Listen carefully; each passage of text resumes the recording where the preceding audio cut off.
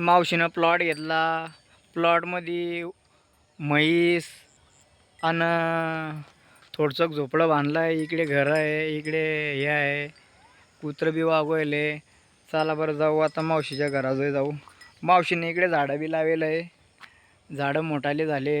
हिरवं सारं बांधून ठेवलं आहे. घर कधीचं घेऊन ठेवलं पण घर बांधायचा पता नाही आज उभा रे. कारण इकडे रस्तेच झाले नाही प्लॉटमध्ये. मावसानं केळी लावून ठेवली. केळी पाहावर तुम्ही, केळी सुकली आहे सगळी.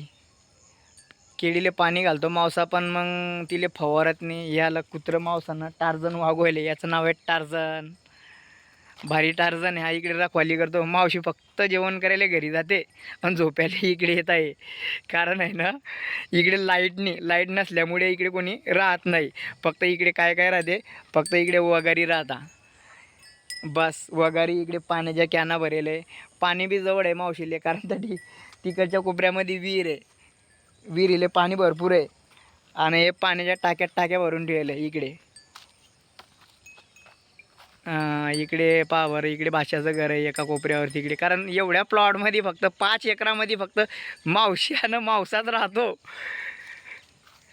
मावशी मावसा घाबरतच नाही, कारण इकडे मोठे मोठे साप बी आहे.